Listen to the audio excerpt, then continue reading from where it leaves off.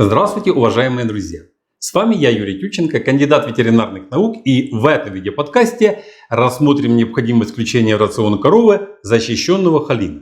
Доказано, что добавка в рацион защищенного холина, то есть холина, который в неизменном виде проходит рубец, повышает выработку молока в среднем на 7%. И, что самое главное, холин препятствует возникновению кетоза и жировому перерождению печени. Кетоз и жировая дистрофия печени, наряду с тем, что они являются самостоятельными заболеваниями, так они еще и являются следствием множества других проблем. Это и снижение общей сопротивляемости организма, снижение плодотворяемости, возникновение маститов и метритов. Особенно часто эти заболевания возникают у высокопродуктивных коров сразу же после отела при отрицательном энергетическом балансе. А отрицательный энергетический баланс у высокопродуктивных коров после отела есть всегда. Причем, чем более высокоудойная корова, тем больше недостаток энергии у нее наблюдается. Вот отсюда все эти и метаболические болезни и возникают. И можно долго перечислять, к каким заболеваниям приводит отрицательный энергетический баланс. Но суть вопроса в том, что кроме метаболических заболеваний снижается и иммунитет у коровы. А раз так, то на этом фоне могут возникать любые заболевания. И следует отметить, что мало того, что все эти заболевания снижают продуктивность коров, так еще и проведение симптоматического лечения без коррекции иммунного статуса коровы и обеспечения организма коровы необходимыми питательными веществами и энергией, лечение не будет давать должного эффекта. А это время и расходы.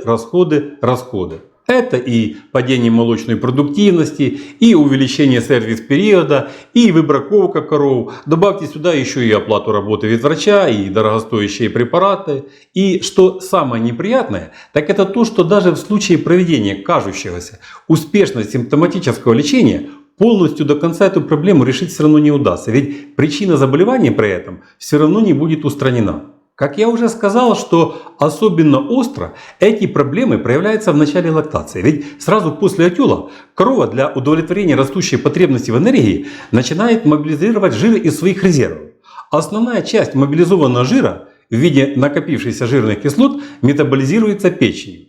Если печень перегружается, то жир накапливается в печени, и это гарантированно приводит к метаболическим расстройствам, таким как ожирение печени и кетоз. При синдроме жирной печени глюкогенез задерживается и поставки глюкозы в молочную железу уменьшаются. Это приводит к снижению удоев.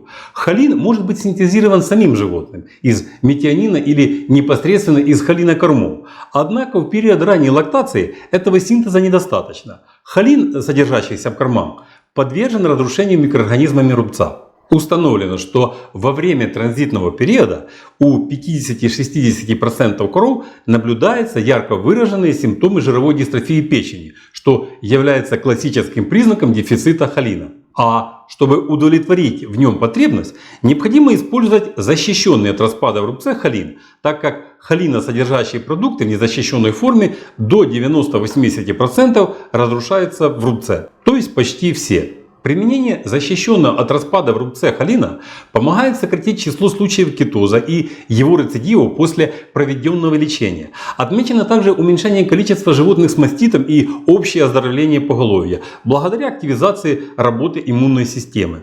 Защищенный от распада в рубце холин снижает отложение жиров в печени. Это объясняется тем, что одна из ключевых функций холина связана с синтезом фосфатидилхолина, который необходим для выработки в печени липопротеинов низкой плотности. Липопротеины низкой плотности, в свою очередь, важнейшее вещество, которое препятствует накоплению жиров в печени. Поэтому наличие холина – ключевой фактор, снижающий степень тяжести и частоту развития ожирения печени и влияющий на здоровье молочных коров в переходном периоде. В переходный период молочные коровы испытывают стресс из-за отрицательного энергетического баланса. В результате происходит мобилизация жиров, направленная на обеспечение организма достаточным количеством энергии. Для того, чтобы жир мог использоваться различными тканями организма в качестве источника энергии, он должен преобразовываться в липопротеины низкой плотности в печени. Учитывая роль холина в выработке липопротеинов низкой плотности, рекомендуемое время для ввода в рацион защищенного от разрушения в рубце холина – это переходный период, то есть 3 недели до отела и до 3 месяцев после него. Кормление коров защищенным холином в транзитный период позволяет предотвратить накопление жира и поддерживать здоровье печени. Холин помогает печени выводить накопившиеся жирные кислоты во время отела и в первых неделях лактации.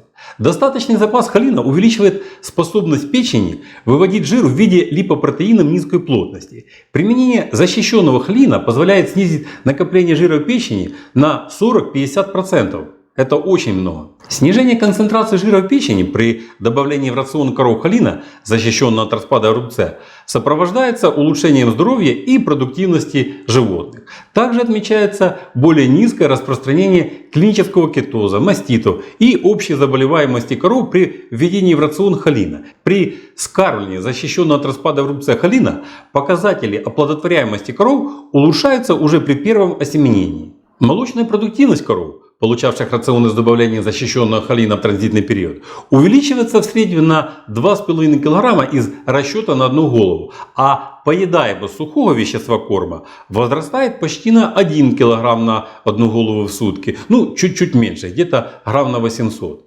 Молозиво от коров, которым давали холин, имеет большую концентрацию иммуноглобулинов. Процент стельных коров после первого искусственного осеменения выше у коров, получавших холин. Также уменьшается количество случаев таких болезней, как задержка последа, диарея, кетоз и смещение сычуга, что очень часто встречается у коров после отельный период. Исходя из вышеизложенного, можно с уверенностью констатировать, что введение в рацион коров холина, и особенно коров, которые находятся в транзитном периоде, очень показано. Это позволит избежать множества проблем, связанных с преодолением послеотельного отрицательного энергетического баланса, который возникает у всех высокопродуктивных коров.